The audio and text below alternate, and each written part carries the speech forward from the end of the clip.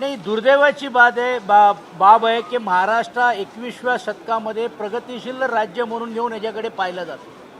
विभिन्न राज्यातले विभिन्न जिल्ह्यातली लोक ही महाराष्ट्रामध्ये येतात आणि विशेष करून मुंबई ही एक स्वप्ननगरी म्हणून घेऊन त्याच्याकडे पाहण्याचं काम होतोय.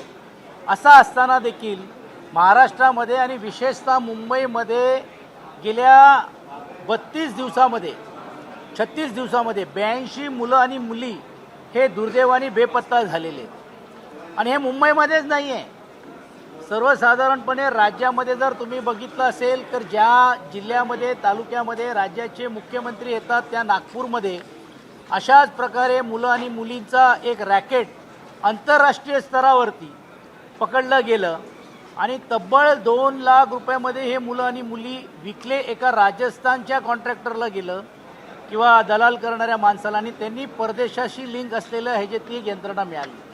काल परवा विधानसभेमध्ये पण ठाणे जिल्ह्यामध्ये 132 मुलं बेपत्ता, शालेय मुलं बेपत्ता झाली अशी घटना घडली. त्यामध्ये 30-40-50 मुलं आणि मुली मिळाले, बाकीचे संपूर्ण रीतीने बेपत्ता आहे. अहिल्यानगर जिल्ह्यामध्ये सरासरी जर बघितलं तर रोज 6 मुली बेपत्ता होत आहेत, कारण 26 दिवसामध्ये 143 महिला मुलींचा थरारक पद्धतीने बेपत्ता होण्याची ही घटना होते.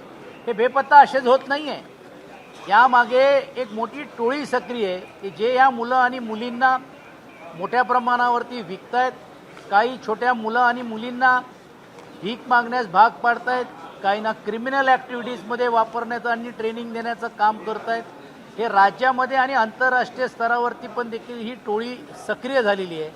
या प्रश्नावरती लक्ष वेधण्यासाठी आज स्थगन प्रस्तावाच्या माध्यमातून हा प्रश्न मी विधान परिषदमध्ये मांडलं. कारण नॅशनल क्राईम रेकॉर्ड ब्युरोच्या अंतर्गत हे आकडे आलेले आहेत. एका आकडे आम्ही दिले नाही, पण असे असंख्य आकडे आहेत की ज्याची तक्रारच होत नाही आहे. ग्रामीण भागामध्ये, दुर्गम भागामध्ये अशाही काही घटना समोर आलेल्या आहेत की ज्या मुलांना आणि मुलींना दत्तक घेण्याचं काम खोटे दस्तावेज तयार करून घेतले जातात आणि ते दत्तक न घेता त्याला मॉनिटर केलं पाहिजे, त्याला बघायला पाहिजे की ते सुखरूप आहेत की नाही, न बघता 6 महिन्यानंतर वर्षभरामध्ये असे मुलं आणि मुली देखील या टोळ्यांना विकण्याचं काम चाललेलं आहे. ह्याचा अर्थच असा आहे की या राज्यामध्ये आपले असली मुलं आणि मुली हे सुरक्षित आहेत की नाही. सर्वसामान्य श्रीमंतांची मुलं आणि मुली सुरक्षित आहेत, तुमच्या आपल्यासारख्यांची सुरक्षित आहेत, पण सर्वसामान्य जो गरीब तबक्यातला असलेला आहे, सर्वसामान्य चाळीत राहणारा, झोपडपट्टीमध्ये राहणारा, दुर्गम भागामध्ये, ग्रामीण भागामध्ये राहणारा, यांच्या मुलं आणि मुलींना बाहेर सोडायचं की नाही हा संभ्रम आणि हा प्रश्न निर्माण झाला आहे. आणि म्हणून ह्याची दखल मी घेण्यास भाग पाडला आणि माननीय सभापती महोदयांनी राज्य सरकारला निर्देश दिलेले आहेत की याबद्दलची त्वरित दखल घ्यावी. आणि त्याचा एक भाग म्हणून राज्य सरकारच्या वतीने आशिष शेलार यांनी हे शब्द दिले आहेत, फ्लोरावर आश्वासित केलेले आहेत की या तातडीची बैठक घेऊन संबंधित पोलीस अधिकारी किंवा डीजींबरोबर ही बैठक लावण्यात होईल. कारण एका बाजूला पोलीस याबद्दलच्या जे मोठमोठे दावे करत आहेत, विशेषतः ऑपरेशन मुस्कानच्या माध्यमातून 4 मुलं भेटली किंवा बेपत्ता मुली झाली तर त्याला सोशल मीडियामध्ये हाईप करून स्वतःची थाप थोपटण्याचं काम केलं जातो आहे.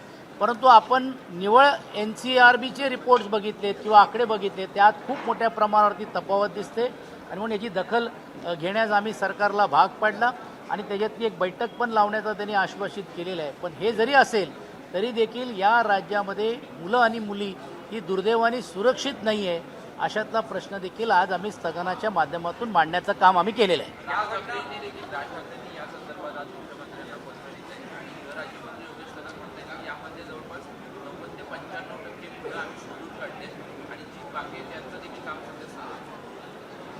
हे गेल्या 2 दिवसापासून माझा आज स्थगन प्रलंबित होता. आज सन्मान्य राज ठाकरे साहेबांनी ट्विट केल्यानंतर परत मी माननीय सभापतींनी सांगितलं की आता ह्याला राजकीय वळण दिल्यानंतरच तुम्ही आम्हाला स्थगन देणार आहात का. माननीय सभापती महोदयांनी तातडीने विशेषतः अनिल परबजी, सतेज पाटीलजींनी पाठिंबा दिल्यामुळे ते मान्य आणि मंजूर करून मला बोलण्याची संधी दिली. पण असं का होतो का हे ट्विट झाल्यानंतरच हा विषय होतोय. विधानसभेमध्ये आम्ही बघतोय, विधान परिषदमध्ये आम्ही मागणी करतो, म्हणजे याचा अर्थ असा आहे की सरकारला हे आकडे लपवायचे होते. आता राज्यमंत्र्यांना काय माहीत असेल, त्यांना एक शहराचा विभागाचे ते गृह राज्यमंत्री आहे, ग्रामीण भागाचा काय त्यांच्याशी संबंध आहे काय, कुठची माहिती न घेता परस्पर काहीतरी आकडे सांगायचं. मग आम्ही हे जे आकडे आणि विशेषतः विधानसभेमध्ये छापून आलेले राज्य सरकारचे आकडे खोटे आहेत का? मग हे मंत्री महोदय अशी सरसकट बोलून घेऊन पळवाट काढण्याचा जर प्रयत्न होत असेल तर मला वाटते हे दुर्दैवी आहे. कारण गृह विभाग आणि विशेषतः असलेले ते जी पोलीस यंत्रणा या कामामध्ये मग्न नाही आहे. बाकीच्या सर्व इतर कामामध्ये व्यवस्थित रीतीने सर्व गोष्टी चाललेल्या आहेत. त्याची चर्चा आम्ही आता अंतिम आठवड्यामध्ये आम्ही करणार आहोत. MMRचा प्रश्न आहे. डोंबिवलीतल्या MIDC मध्ये गुलाबी रस्ते पाहायला मिळत आहेत. प्रदूषण नियंत्रण मंडळ विधान भवनमध्ये रेड कार्पेट बघायला मिळत आहेत. कल्याण डोंबिवलीमध्ये तुम्हाला आता गुलाबी कार्पेटसारखी परिस्थिती त्या रस्त्यावरती झालेली आहे. याचा अर्थ असा आहे की या AQIच्या अंतर्गत प्रदूषणचं स्तर किती गेलेलं आहेत.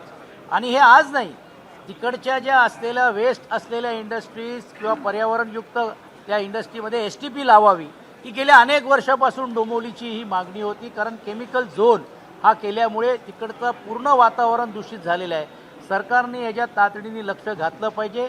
संबंधित कल्याणकर आणि डोंबिवलीकरांना त्या आरोग्यावरती पण देखील धोका निर्माण झालेला आहे आणि ह्याची संपूर्ण जबाबदारी ही शासनावरती जाईल जर त्यांना काहीतरी आरोग्याचा धोका निर्माण झाला तर.